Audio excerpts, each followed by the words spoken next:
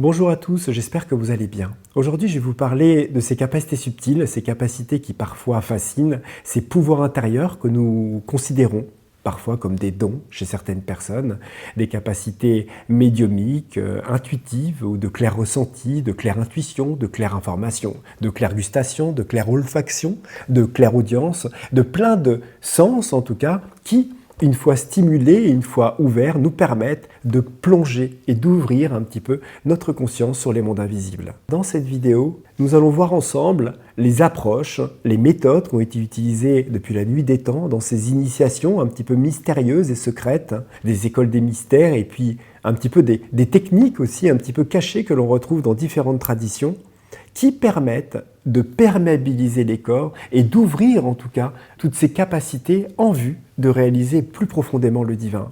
Parce que quand nous parlons de réalisation du divin, nous ne parlons pas d'une réalisation mentale, mais nous parlons d'une réalisation vibratoire, sensitive, vivante en tout cas dans le corps. Et pour que le corps puisse sentir cette réalisation, il va falloir que le corps soit capable de la vivre, de la prendre et que cette lumière soit capable de s'infuser pour te syntoniser, en tout cas avec la vibration du corps. Mais souvent le problème, c'est que notre corps ne vibre pas, que notre corps mental est trop sclérosé, les croyances, les schémas sont trop lourds, notre corps vital est fermé, pris par des émotions récurrentes, une hygiène qui n'est pas forcément très bonne, en tout cas de manière régulière, en tout cas chaque jour, qui fait qu'on s'encrasse naturellement, on baisse en vibration. Ce qui fait que derrière, nos sens et notre capacité de percevoir baissent en intensité, baissent en capacité, devient moins efficace. Et donc, toutes ces techniques dont on va parler permettent de nettoyer ça, de mettre du rythme, de mettre de la lumière, d'ouvrir ces espaces, mais pas simplement pour s'ouvrir à des mondes en tout cas invisibles qu'on pourrait juste découvrir par simple curiosité ou juste sortir de son corps ou chose comme ça, chose qui n'est pas en définitive très intéressant en tant que telle. Quand je parle de réalisation, je parle de quelque chose de bien plus profond, on va dire un petit peu que ces conséquences naturelles qui vont s'incarner en tout cas comme des capacités subtiles. Tous ceux qui me connaissent peut-être depuis longtemps dans les différents partages que j'ai pu faire dans certaines vidéos savent que depuis très jeune, j'ai commencé, pour ceux qui ne le savent pas, à l'âge de 19 ans de manière régulière, en tout cas des pratiques initiatiques assez, qu'on pourrait qualifier en tout cas d'assez excessives, puisque j'ai médité pendant entre 12 et 15 ans, on va dire, à plusieurs heures de méditation par jour. Et toutes ces pratiques, au tout début, n'ont pas été dans l'objectif d'une spiritualité telle que je la partage aujourd'hui, mais beaucoup plus dans une recherche de libération intérieure, une recherche de libération même extérieure. Et quand je dis de libération extérieure, c'est dans le sens où ce monde matérialiste, ce monde de matière, ce monde, on va dire, de qualité, en fait, de sens un peu limité, était quelque chose qui était très difficile pour moi. Et je sentais profondément dans mon cœur que je pouvais ouvrir ça, que je pouvais décimer, en tout cas un petit peu, toute cette limitation, en tout cas que notre conscience peut avoir. Et donc, j'ai travaillé pendant des années. Alors, ça a porté ses fruits. J'ai appris à voir, j'ai appris à percevoir, j'ai appris à sortir de mon corps, j'ai appris à capter différentes présences, à rentrer dans les mondes invisibles, à collaborer avec des forces et des énergies, à canaliser, et ainsi de suite, ainsi de suite. Mais vous voyez, ces capacités intérieures-là ne sont juste que le petit pourcentage, en tout cas, de la conséquence de ce que ça peut apporter si on le fait avec l'intention de réaliser le divin. Parce que si toutes ces techniques existent depuis la nuit des temps dans les différentes traditions, c'est parce qu'elles offrent la possibilité de perméabiliser les corps, de les ouvrir pour permettre, quand on parle du divin, quand on parle du cœur, quand on parle de quel que soit le nom en tout cas qu'on a, de la mère divine, du suprême, de sentir sa lumière, de sentir une connexion, une véritable connexion dans notre cœur. Et dans cette vidéo, qui est un extrait de formation, vous allez sans doute reconnaître certaines capacités que vous avez déjà, d'autres que vous n'avez pas, et aussi peut-être réaliser en fait qu'il y a peut-être des choses que vous faites aussi naturellement. Donc n'hésitez pas à la regarder jusqu'au bout, car il y a de nombreuses clés qui sont partagées dans cette vidéo. Pour tous ceux qui regardent ces vidéos depuis longtemps et qui ne sont pas encore abonnés, vraiment, n'hésitez pas à vous abonner et à cliquer sur la petite cloche de notification en bas pour soutenir cette chaîne afin que le contenu puisse être partagé à de plus nombreuses personnes. Et n'oubliez pas, il n'y a pas de don, simplement des personnes qui acceptent de s'ouvrir ou qui s'autorisent à s'ouvrir à leur potentiel intérieur.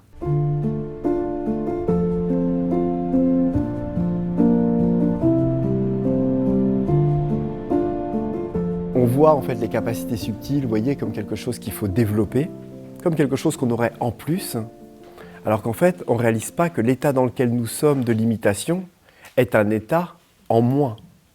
C'est-à-dire qu'en fait, notre état naturel est un état en tant qu'être multidimensionnel, parce qu'on a plusieurs plans, on a plusieurs corps, on a plusieurs sens, en tout cas, et on vit en fait dans plusieurs plans, en définitive, en même temps. On est dans le plan émotionnel, on vit des émotions, on est en même temps en train de penser, on est en même temps en train de capter, on est en même temps en train de ressentir, vous voyez. Et de par toutes ces limitations, entre guillemets, qui est liée à notre éducation, ce qu'on nous a appris, on va dire, voilà, notre manière d'avoir été élevé et de voir en fait le monde sous une vision en définitive très matérialiste, a amené à centraliser, à focuser, entre guillemets, notre vision sur la matière, sur le monde de la matière. Ce qui fait que ce qui a pris un ascendant principalement, c'est l'état d'analyse de la matière. C'est le mental, en tout cas, qui analyse, qui voit, qui juge. C'est comme si on avait un plan, en fait, comme un écran de cinéma, assez plat, en définitive, dans lequel nos seuls outils étaient, en fait, l'appréciation, l'analyse, la conceptualisation de ce qui est vu et d'en faire quelque chose à l'intérieur de nous. Vous voyez ? Alors qu'en définitive, notre véritable nature, on va dire, sensitive, sensorielle, subtile, est d'être ouvert et pleinement conscient, en tout cas aussi bien de notre nature véritable que les différents plans de conscience. Ce qui veut dire que, et c'est intéressant parce que même dans les milieux spirituels, il y a beaucoup de personnes qui vont atrophier, entre guillemets, consciemment, la nature des possibilités, on en parlait un petit peu hier, et les capacités subtiles, sous prétexte que c'est un petit peu des pouvoirs et des choses qui ne sont pas forcément à développer, dans le sens où ce n'est pas ce qui est essentiel. Et ce qui est important, c'est de développer, on va dire, vraiment le cœur. Le cœur a cette intention, en tout cas, de descendre cette lumière dans un corps, mais un corps qui a toutes ses possibilités. Pas un corps à qui il manque un bras ou deux jambes, vous voyez. Quand la lumière descend de plus en plus, et il y a cette ouverture, en tout cas, de cœur qui se fait de plus en plus, et ben, il y a en même temps des capacités qui apparaissent. Des capacités de voir, de percevoir. Et je vous disais, d'ailleurs, que c'était intéressant que plus on a cette qualité psychique qui s'éveille, plus on devient sensible, plus la qualité des sens devient sensible, plus notre regard, par exemple même à la laideur ou à la beauté devient sensible, qu'elle soit extérieure ou intérieure, et qu'en même temps, quand on descend dans ce cœur et on voit une personne, eh ben, on va ressentir, en se connectant à la lumière de quelqu'un, on va en même temps se connecter à la souffrance de l'autre. Parce que, en fait, naturellement, le vrai espace de clairvoyance intérieure, c'est le cœur. Mais naturellement, tous nos autres sens sont aussi et ont une continuité naturelle, vous savez, dans les différents plans. Regardez, imaginez qu'on voit que en noir et blanc. Tout le monde voit en noir et blanc. La couleur n'existe pas, en tout cas dans les yeux. On sait naturellement que la continuité des sens de la vision, c'est de voir en couleur. Bien qu'il y en a qui ne voient pas en couleur, mais c'est de voir en couleur. C'est quelque chose de naturel. Aujourd'hui, ce serait difficile d'accepter, en tout cas, de ne pas voir en couleur. Vous voyez, si vous vous réveillez le matin et vous dites d'un seul coup, et c'est noir et blanc, il n'y a plus de couleur, vous seriez complètement presque mutilé, en tout cas naturellement, de quelque chose qui est totalement naturel.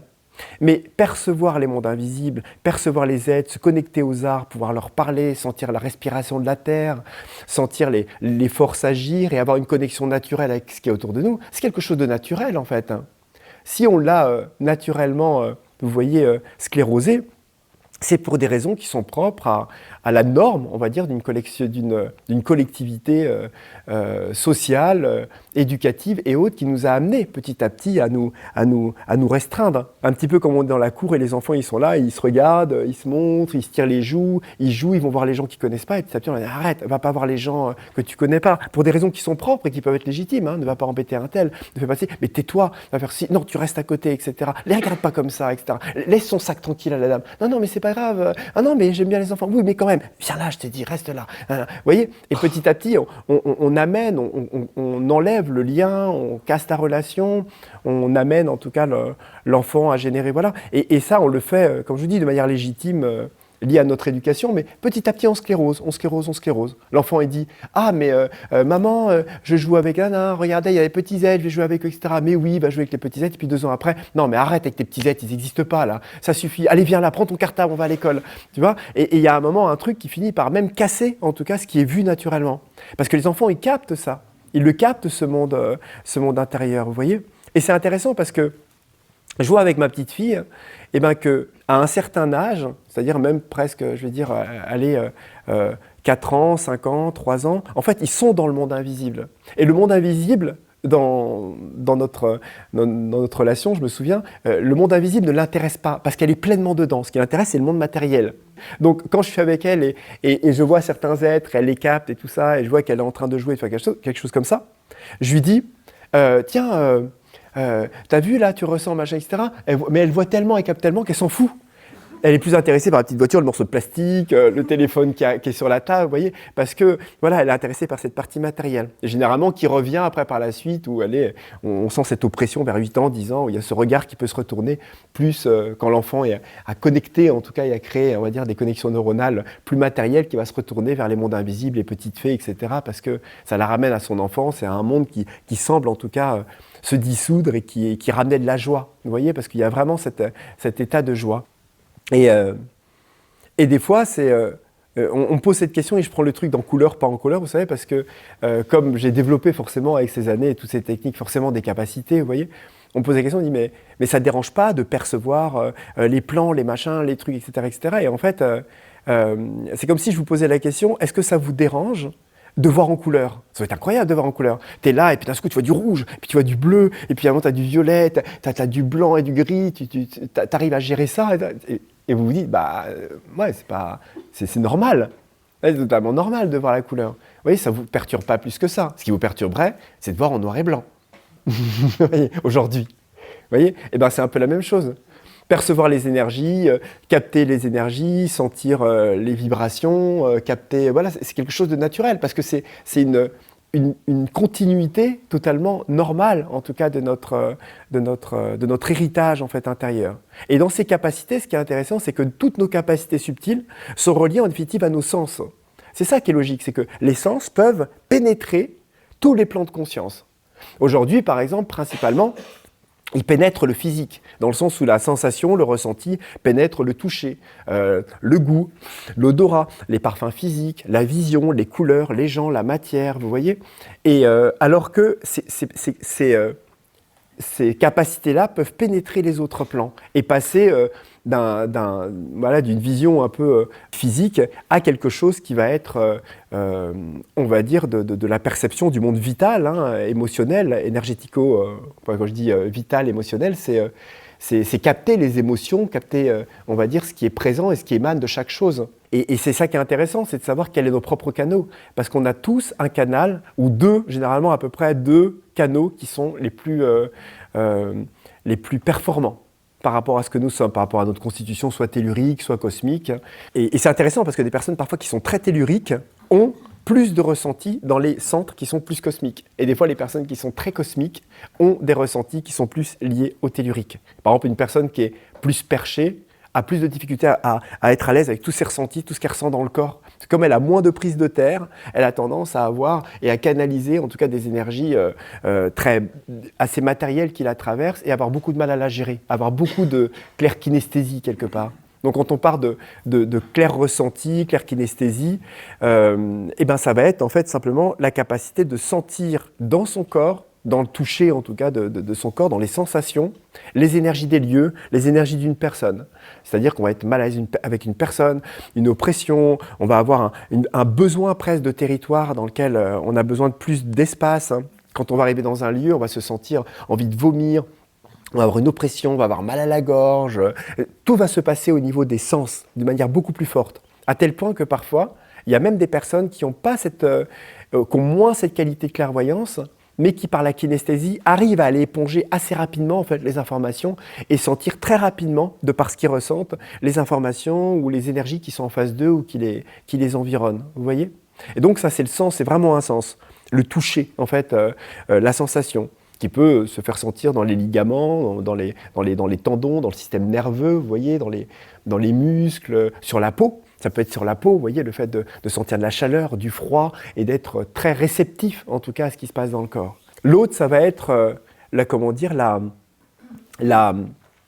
claire, on entend moins parler, quelque part, la clairgustation. La clairgustation, c'est le fait de sentir, en fait, par la bouche, vous voyez, et d'avoir énormément d'action, on va dire, de stimulation, on va dire, au niveau du goût. Par exemple, vous êtes à un endroit et vous parlez avec quelqu'un ou choses comme ça, et puis vous avez d'un seul coup, on va dire, une activation presque salivaire dans lequel ça va devenir plus léger, vachement plus fluide. Vous allez presque avoir la sensation d'un goût agréable, presque léger dans la bouche, vous voyez. Et puis quand vous êtes avec une personne qui peut être lourde, ou un environnement qui est lourd, ou une situation que vous vivez qui est lourde, et ben il y a en même temps ce truc-là où d'un seul coup, vous allez avoir des mauvais goûts, un mauvais goût en tout cas dans la bouche, vous voyez, qui peuvent se faire. À tel point que si on le développe, et c'est pour ça que dans certaines initiations, vous voyez, et ben on travaille beaucoup pour stimuler, parce que bon là on est propre à un système qui s'appelle la stimulation du système phénique, qui a un système intérieur, en tout cas physiologique, qui s'il est stimulé, en tout cas va amener la qualité des sens à se développer dans les différents corps. C'est pour ça qu'on a, dans toutes les traditions du monde entier, on a des techniques initiatiques qu'on retrouve qui vont amener en tout cas le corps à travailler avec les sens. Ça va être par exemple, pour ce qui est le ressenti, l'ancrage, on va faire des gyrations, on va travailler sur des balancés, on va travailler sur des tensions, que ce soit dans le tai chi, le qigong, ou plein de traditions en fait, de choses comme ça. Si on veut travailler sur la clairgustation, bah, forcément on va travailler plus sur le fait de prendre des choses extrêmement fortes. C'est pour ça que dans des initiations par exemple africaines, on prend des piments, on prend des choses extrêmement fortes avant de faire des rituels, parce que le fait de stimuler et d'amener un excès en tout cas de sensations à cet endroit-là, et ben ça stimule en tout cas extrêmement le goût, et ça permet de créer des connexions neuronales en fait en lien avec le sens. Et on va retrouver ça en tout cas sur tous les sens, comme les fixations lumineuses pour développer la clairvoyance. Dans les initiations, on utilise énormément les sons, et on peut avoir des sons qui sont très très forts, hein. Je vous parlais hier, hein, lors du mantra, juste avant qu'on fasse cette méditation, avec le mantra de ces initiations dans lesquelles le son peut être très très très fort, hein, et on a comme ça des gongs et des choses, même presque qui peut être cacophonique, hein, dans les traditions tibétaines, mais en fait qui sont la possibilité justement de stimuler, en tout cas le fen, hein, un petit peu les fens des oreilles, qui vont amener, on va dire, un léger sifflement et qui vont finir par générer un vrombissement qui, dans la cristallisation de la pensée, le mélange avec la pensée, vont générer naturellement et développer la clairaudience. Donc ça, c'est des techniques qu'on retrouve dans le monde entier. C'est pour ça que même les traditions, vous savez, même judéo-chrétiennes, du fait de regarder la lumière, d'allumer un cierge, naturellement, de répéter en pensée, en clonie cérébrale, pour cristalliser, en tout cas, en relation avec une pensée haute, une prière. Vous voyez, au nom du Père, du Fils et du notre Père qui est aux cieux, et on se met à faire légèrement débalancer de haut en bas, hein, on va travailler vraiment sur l'énergie de la Terre, on regarde la flamme, donc on cristallise, hein, on crée une oxydation du phosphore cérébral, en fait, sur les yeux, avec un mélange de la pensée divine, en fait, qui se fait sur la lumière, où on est en léger balancé en regardant la lumière et en fermant les yeux. Et naturellement, là, on est en train de développer, en tout cas naturellement, et de stimuler le système phénique en vue de création de capacités subtiles. Et dans toutes les traditions du monde entier, que ce soit dans le zen en regardant une flamme, que ce soit dans les rites chamaniques, en tournant sur soi-même et en regardant un feu, en fait, on va dire, que l'on regarde, en tout cas flamboyant, que ce soit dans les techniques initiatiques, qu'on regarde, on va regarder la lune, on va faire des fixations sur les étoiles, sur la lune, ou sur le soleil, en sachant que les qualités des lumières même ne vont pas être les mêmes selon qu'on se connecte sur la lune ou à certaines heures, ou sur des reflets du soleil, en tout cas sur l'eau, qui va générer un mélange en tout cas entre l'eau et le soleil qui ne va pas être les mêmes, dans lequel on va connecter des forces qui ne sont pas les mêmes, et ainsi de suite. C'est hyper intéressant. Parce que c'est là qu'on se rend compte que la relation même avec le divin, vous voyez, c'est intéressant, la relation même avec le divin et juste la relation avec le cœur, dans toutes les traditions ne suffisait pas. Ils avaient avec des techniques, des approches et des méthodes très matérielles en fait, dans lesquelles qu'on retrouve, voilà, comme je vous dis, des balancés, des gyrations comme on voit avec les derviches, avec des techniques en tout cas qui permettaient de stimuler et de travailler sur les sens pour que la perméabilité des corps soit plus grande, pour que la relation avec le divin puisse être de ce fait plus évidente tout simplement. Parce qu'on a tellement de filtres, hein, on est tellement intralimité en fait de par nous-mêmes, de par toute cette gangue en tout cas de corps en tout cas qui n'est pas perméable, et ben que quand on dit, et je vous le disais, quand on dit juste le divin et on prie le divin, et ben on ressent rien. Il y en a beaucoup qui ressentent rien. Et vous savez, il y en a beaucoup qui vont de formation en formation, avec une aspiration qui est forte, mais comme ils n'ont pas les techniques et ils n'ont pas les méthodes pour se développer, et ben en fait, ils voient les gens autour d'eux, ils disent « Ah, mais les gens, ils captent tout. Mais comment ça se fait qu'ils sentent? Moi, je ressens rien. » Mais il y en a qui ont là, machin, ah là là, l'autre, il sent le divin, il a dit qu'il a... Et eux, ils ressentent rien. Mais c'est pas qu'ils n'ont pas leur aspiration, c'est pas qu'ils n'ont pas cette dimension qu'ont les autres autour d'eux, c'est tout simplement que la qualité des corps est imperméable et que les techniques qui doivent être, on va dire, que peut-être en tout cas les techniques qui leur manquent sont les techniques pour faire péter un peu ça, comme on va, entre guillemets, décoller une pièce de bois en tapant et en faisant vibrer une pièce de fer. Vous voyez ? Et c'est un petit peu ça, en fait, dans le décollement, c'est-à-dire que si on utilise des techniques initiatiques, je vous dis, comme des mantras à répétition, des concentrations, des techniques, par exemple, même de convergence sur les yeux, des techniques dans lesquelles on va utiliser vraiment des techniques initiatiques, hein, ce qu'on appelle, c'est parce que ça a un sens. Hein. C'est parce que, justement, c'est ce qui permet de péter la gangue et de faire pénétrer des énergies qui sont stockées, entre guillemets, un peu latentes, pour commencer à s'ouvrir, en tout cas, pour que notre relation ensuite au divin puisse être ressentie, puisse être goûtée, puisse être vue et développer cette capacité qui, non, développe des pouvoirs égotiques, mais qui développe la capacité, en tout cas, et un pouvoir de réaliser notre divinité, ce qui est complètement différent. Donc là, je vous parlais, vous voyez, de la clairgustation. Je vois une forêt, je vois une maison au loin, et ben je peux projeter ma propre conscience gustative, goûter l'énergie de la maison, savoir si elle est plombée, pas plombée, quel goût elle a, si c'est acide, amer, etc., etc. Alors, c'est pas forcément au début des goûts qu'on va ressentir dans la bouche, mais ça va être naturellement un goût imaginé, en fait, qui va prendre goût, en tout cas, dans toute la sphère gustative. Mais c'est la même chose avec la clairolfaction. C'est-à-dire que, naturellement, avec le nez, on va pouvoir sentir. C'est pour ça que généralement on dit ça sent pas bon. Vous voyez ? Parce que naturellement, on sent qu'il y a quelque chose qui ne va pas. Vous voyez ? Mais il y en a qui ont dans la sphère ORL cette sensibilité de sentir qu'avec le nez, vous voyez, c'est pas, on va dire, une légende, c'est qu'avec le nez, eh ben, on va sentir des odeurs. Et il y a beaucoup de gens parfois qui ont cette sensibilité qui ne se rendent pas compte. Ils arrivent dans un lieu, ils disent « Ah, ça pue ici ». Mais en fait, ça ne sent pas.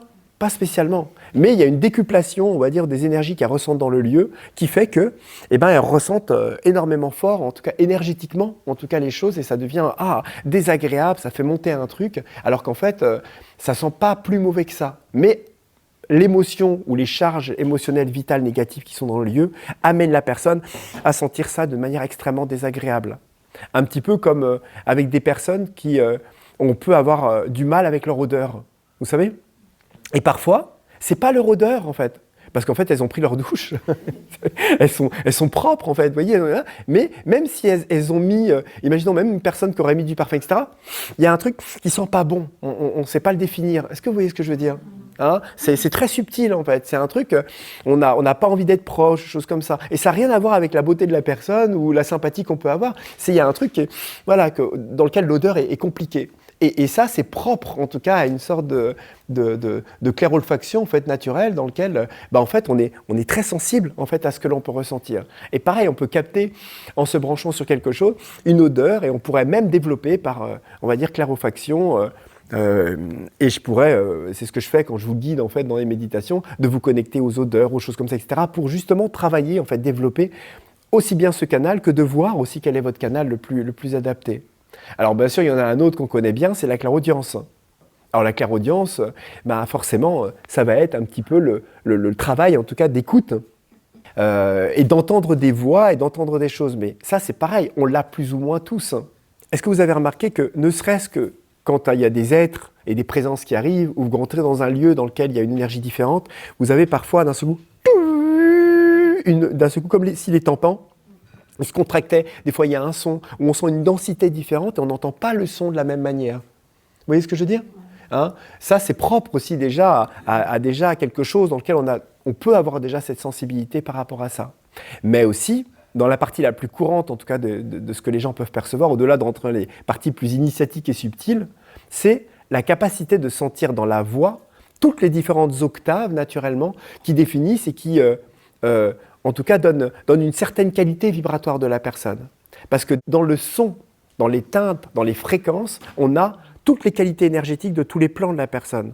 Dans le verbe, dans l'expression, quand une personne parle, si on se connecte, on a l'expression naturellement, même vibratoire, de la qualité de la personne qui parle. Ou du thème, on va dire, qui est abordé, ou de la situation à laquelle elle parle. Il y a tout, en fait, dans le son de la voix. C'est pour ça que des fois, il y a des personnes, rien que par le son de la voix, tac, on sait, oh là là, il y a un problème, oh là, c'est triste depuis longtemps, oh là là, c'est plombé, c'est lourd, etc. Ou alors il y a des personnes, oh, quelle joie, on sent que le cœur tout de suite, dès que ça parle. C'est au-delà même, vous savez, du cœur ou de trucs comme ça, ou de l'énergie de la personne. On dit, ah, elle a une belle énergie, cette personne. Sans réaliser qu'on l'a capté à travers un timbre précis, une note qu'on a entendue dans la voix au téléphone, par exemple. Vous voyez ? Parce que aussi, l'oreille, en fait, a vraiment la capacité, à travers le son, en tout cas, de pouvoir permettre, en tout cas, de sentir les choses. Mais à un niveau plus initiatique, en fait, c'est par des travaux de son, d'incorporation de son. Donc, tous ceux qui ont fait Reliance le savent parce qu'on travaille ça. Enfin, je vous ai montré les techniques. Mais vous savez, la petite manière, vous savez, de mettre le doigt dans l'oreille comme ça. Et donc, qui est technique, on va stimuler en tout cas effectivement un acouphène qu'on appelle physiologique, hein, pas pathologique. Hein, je ne parle pas du son qui peut arriver comme ça, mais dans lequel on va mettre les oreilles. Et vous savez, d'un seul coup, dès qu'on fait ça, on a un léger son, un léger souffle. Vous voyez ? Et bien dans ce souffle, si on se connecte dessus et on mélange la pensée via des techniques en fait qui sont liées, parce que là, on est vraiment sur l'élément R. Hein, chaque sens a un élément et on mélange la pensée. Et ben on va développer petit à petit une capacité, en tout cas, qui va être propre. C'est-à-dire, on va commencer à entendre des voix, on va commencer à avoir une sensibilité, en tout cas, au son et à ce qui nous traverse de plus en plus fort. Et c'est en cela que ces techniques initiatiques utilisaient les coquilles Saint-Jacques, le son en mélange, ou le fait de mettre ses doigts dans les oreilles, vient du petit proverbe de « c'est mon petit doigt qui me l'a dit » quand on devinait quelque chose, vous voyez ? Parce qu'en fait, à l'époque, les mages en fait, utilisaient cette technique dans laquelle, pour développer cet acouphène physiologique, ils mettaient leurs doigts comme ça, ils se connectaient dessus, et en se laissant absorber, en fait, comme on peut le faire par d'autres techniques initiatiques, et ben, le mélange qui se faisait les amenait à entendre des voix et à venir dans un état de transe acouphénique, hein, quelque part, et dans des états de clairaudience dans lesquels ils pouvaient discuter, entendre des voix, des conseils et choses comme ça. Et c'est pour ça que ce proverbe vient de là. Il y a de quantité de choses qui viennent du langage populaire, mais qui sont en fait le résultat qu'on ne comprenait pas, en tout cas un petit peu des initiés en fait d'antan. Vous voyez ? On a aussi forcément la clairvoyance, hein, mais cette clairvoyance, ce troisième œil, va être développé effectivement par des techniques de concentration profonde, de fixation sur un point, mais aussi de mélange avec la lumière. C'est pour ça que dans toutes les traditions du monde, on a ce qu'on appelle ces fixations lumineuses, hein, comme vous savez les cultes des Zoroastriens, un culte de Zarathustra, où on est là dans une grotte et on amène un flambeau et on ferme la grotte et on laisse la personne avec cette lumière. Les techniques qu'on retrouve même, vous savez, un petit peu, il y a une technique comme ça même que Jésus donne dans la Bible, je suis le grain de blé, il y a une technique comme ça avec le grain de blé, où il dit je suis un grain de blé, ou je suis comme un grain de blé, dans un grain de blé, dans un grain de blé, tu me retrouves nana. C'est une technique initiatique de fixation sur un point, du plus petit, de plus en plus petit, très utilisée dans beaucoup de traditions gnostiques, même parallèles, chrétiennes, dans lesquelles on se concentre sur les choses. Ou par exemple les moines du mont Athos vont se concentrer sur le nombril en prenant la lumière et en le mettant sur le nombril pour aller charger en tout cas les centres du bas, pour amener plus d'énergie en tout cas pour développer les corps. On a énormément de techniques dans le Kriya Yoga. Vous voyez, où on a ces techniques de convergence où on va rester en fait en méditation pendant des heures, en fait avec concentration sur un point, et on peut même retourner les yeux en fait par derrière et les faire descendre dans le cœur et se laisser absorber, mais en restant en convergence. On a des techniques qui sont aujourd'hui utilisées par certaines techniques, vous savez, pour faire un yoga des yeux ou trucs comme ça, etc. Mais ce sont des techniques initiatiques profondes, en fait, qui vont aller libérer des espaces et travailler sur la concentration, et dans lequel on va absorber de la lumière.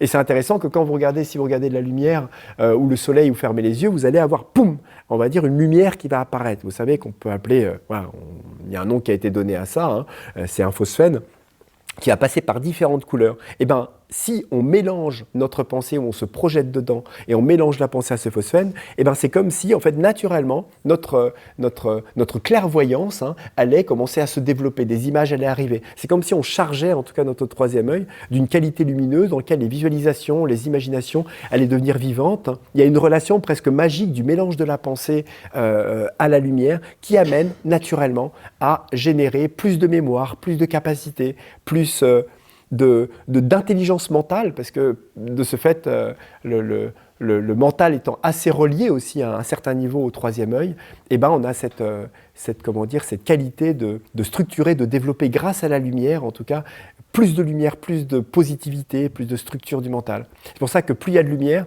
plus on retient bien. Et c'est important pour un enfant, par exemple, qui est dans une classe ou qui apprend ses devoirs, etc., d'avoir beaucoup de lumière sur ses cours. Vous voyez ? Parce que plus il y a de lumière, plus la correspondance phosphénique et le mélange de la pensée qu'il va faire qu'il va pouvoir retenir. Si par exemple vous prenez un numéro de téléphone, vous retenez un numéro de téléphone dans le noir, on vous donne un numéro de téléphone dans le noir, et ensuite, 1 heure après, on vous donne un autre numéro de téléphone, mais vous regardez le ciel bleu, comme ça vous fermez les yeux, et vous écoutez en tout cas et vous regardez, vous imaginez ce numéro de téléphone dans la lumière, et bien vous allez voir que 2 mois après, si on vous dit « Tu te souviens des numéros de téléphone ?» Vous allez voir que celui qui a été dans le noir, il a presque disparu. Alors que celui qui a été vu dans la lumière, vous en avez encore une trace presque photographique comme un négatif qui est là. Mais au-delà d'être un négatif, quand on mélange sa pensée et en plus on y mélange le rythme, de ne pas rajouter le feu et la terre avec le rythme, parce que la terre, c'est l'énergie du rythme. C'est pour ça que quand on veut développer, on veut travailler son énergie terre, travailler avec des rythmes dans le corps, par la danse, par les choses comme ça, est puissant, parce que ça amène en tout cas cette densité, ça crée de la terre. Et en fait, on va naturellement amener ce mélange qui va charger, en tout cas, et qui va amener en fait naturellement, de par cette alchimie du phosphène, de la pensée, du mélange de la pensée, une expansion et des capacités qui n'existent pas. Vous voyez, on est encore dans la synergie où je vous parlais des choses. Mais bon, tout ça, ce sont encore des secrets initiatiques, parfois mal compris, en tout cas de certaines traditions, parce qu'on les retrouve dans toutes les traditions du monde. Toutes les traditions. Vous voyez, vous allez faire du qigong, vous êtes là en train de faire de la posture de l'arbre. Et la posture de l'arbre, c'est quoi ? Vous faites ce qu'on appelle un ostéophène, c'est-à-dire qu'en fait, légèrement, en restant en staticité profonde, il va y avoir un léger tremblement et petit à petit, vous allez retrouver avec des vibrations qui sont la partie la plus condensée, on va dire, de balancer, de tension et de balancer qu'on retrouve naturellement et qui travaille l'énergie terre. Donc, vous amenez à un ancrage profond, en fait. Si en plus vous regardez le soleil levant et vous faites la posture du soleil levant en posture de l'arbre, quand on regarde comme dans des techniques yogiques, etc., vous êtes en train de faire un phosphène tout en travaillant l'énergie terre, en tout cas. Voilà. Donc on travaille le feu et l'air qui sont très complémentaires en définitive.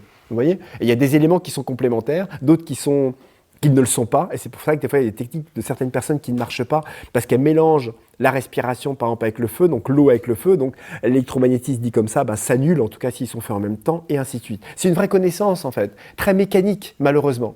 Aussi bien la connaissance du cœur ne l'est pas, parce qu'on est face à des techniques de méditation qui sont extrêmement simples, naturelles, spontanées, qui viennent du cœur et de l'âme, donc il n'y a pas de règles en fait. Parce qu'il y a autant de capacité d'aimer et de laisser cette éclaircie nous pénétrer pour toucher l'autre et pour se toucher soi-même, mais plus qu'on descend dans la matière, plus on descend dans des techniques qui sont assez précises, dans lesquelles même la nature des rythmes, par exemple qui va être la seconde, le 6e de seconde, sont des rythmes presque sacrés, puisque ce sont des rythmes qui sont calés sur les rythmes physiologiques de notre corps. C'est pour ça que si vous regardez dans les traditions, les rythmes qui sont utilisés, chez les Dogons, les Yorumba dans les danses, ou si vous regardez chez les Pygmées, comment ils dansent, machin, et vous preniez tous ces rythmes-là, vous verriez qu'à un moment, ça se cale sur des rythmes très précis, parce que ce sont les rythmes qui développent et qui vont stimuler, en tout cas automatiquement, les rythmes physiologiques pour développer des capacités intérieures. C'est intéressant, en fait, il y a beaucoup de choses comme ça, mais il ne faut pas croire que l'homme n'avait pas trouvé ou n'avait pas déjà un apprentissage et une vraie connaissance, en tout cas, de son monde intérieur. Après, ensuite, bien sûr, il y a la claire information, le fait d'avoir directement les informations qui nous viennent, qui peuvent être aussi une sorte de claire intuition, et ainsi de suite. Voilà, en fait, il y a tout un panel, on va dire, de possibilités, de capacités. Mais c'est notre héritage naturel. Donc, il faut vraiment être vraiment détendu dans ce que l'on ressent, vraiment détendu dans ce que l'on peut s'autoriser à ressentir, et pas croire que c'est quelque chose qu'on doit acquérir, tu vois, naturellement, c'est quelque chose qui est le... Enfin, je vais dire ça comme ça, en fait, nous sommes limités. Et notre état-là n'est pas un état normal en vue de développer, vous savez, comme les Transformers, pour rajouter des trucs, c'est un état limité, voilà, tout simplement. Et si nous voulons nous autoriser en tout cas à retrouver la plénitude en tout cas de nos capacités et notre capacité de reliance au monde, aux forces, etc. Et en fait, c'est quelque chose que nous avons en nous et qui est naturel en nous. Donc c'est pas quelque chose qui sera difficile, mais il faut s'autoriser à le faire. Et puis il y a des petites techniques, c'est comme le sport hein, ou l'alimentation, etc. Il y a des repas, il y a des ingrédients qui vont ensemble, d'autres qui vont pas ensemble, il y en a d'autres qui sont bons pour le corps, d'autres moins bons. Mais ça, on peut l'apprendre. Vous voyez? Donc c'est vraiment, en tout cas, le conseil, en tout cas, c'est de vous autoriser à ressentir. Hein, parce que comme je vous dis, dans les discussions que j'ai eues hier, j'ai vu qu'il y avait peur en fait, de leur ressenti, qu'il y avait peur de des interactions avec peut-être un arbre, une énergie, etc., en pensant que la relation n'était pas adaptée et qu'ils devaient, voilà, entre guillemets, s'éloigner, peur de ressentir, peur de descendre dans le regard de l'autre, peur de ressentir une énergie, peur. Il y a une intelligence du corps en fait. Cette intelligence, elle est profonde, vraiment profonde. Notre corps, il sait gérer les énergies. Si c'est trop fort, c'est l'image, hein, si ça doit couper parce qu'on n'est plus en relation, ça se coupe. Et ainsi de suite. Il faut vraiment faire confiance. On ne risque pas grand-chose en fait. Donc n'hésitez pas en tout cas à prendre le temps et à laisser ne serait-ce que par l'intention, de laisser votre conscience toucher les énergies, de vous laisser comme deux eaux se mélangent, de laisser en tout cas les choses se faire. Et vous allez voir qu'il y a plein de choses qui vont apparaître, de capacités, de choses qu'il faut apprendre à accepter de lire. En fait, on ne se perd pas. Parce qu'on peut avoir tendance, pour les personnes qui sont très cosmiques ou hypersensibles, d'avoir peur de se perdre, en tout cas dans les énergies, et de par leur manque d'ancrage, même parfois, de se dire, mais en fait, je ne sais plus qui est qui, si c'est l'autre qui pense, si c'est moi qui pense, etc. Mais en fait, si on travaille cet ancrage, et ben voilà, cette énergie terre, ensuite on peut laisser complètement aller en fait notre conscience autour et commencer à laisser notre présence nous amener dans un monde de connaissances dans lequel on réalise et on se rend compte qu'on est toujours là, notre présence, notre alignement est là, quels que soient les phénomènes hallucinants qui peuvent nous traverser. Vous voyez, on est fait pour ça, on est conçu pour ça. Hein, c'est comme un accouchement, vous voyez, ça paraît hallucinant. Hein, vous voyez, le ventre commence à grossir, il y a un être qui arrive dans le ventre, on pourrait dire mais comment ça va sortir ce truc-là? Par où? Parce que tu vois, imaginons que ça arrive pour la première fois, on dit ah mais ça va sortir par là, ah, mais non mais je suis pas prêt, et puis il va se faire voilà avec mes dents. Vous voyez, si on savait pas, c'était la première fois, et personne ne pouvait partager les choses. Mais là c'est un peu pareil, les capacités c'est un peu ça. C'est-à-dire qu'il y a tellement peu de gens qui développent en tout cas cette conscience, en tout cas cette sensibilité en tout cas des différents plans. Et les gens sont très généralement piégés dans leur mental que, eh ben, en fait, il y a une suranalyse des choses permanente et on se retrouve piégé, amoindri en tout cas dans les trucs. Et les gens qui vivent ces capacités-là ont du mal à pouvoir donner les mots pour vraiment dire ce qui se passe, vous voyez. Pour ça, je vous dis, la nature est bien faite. La femme qui est enceinte ne doit, a priori, au-delà de certaines complications, ne pas s'inquiéter, la nature est faite pour ça. Eh bien c'est pareil, notre corps est fait pour capter, il est fait pour pénétrer tous les plans de conscience, de rentrer en contact avec les forces. Parce que ces forces-là, elles existent en nous, elles sont nous. Donc en fait, c'est une reconnaissance naturelle simplement de ce que nous sommes.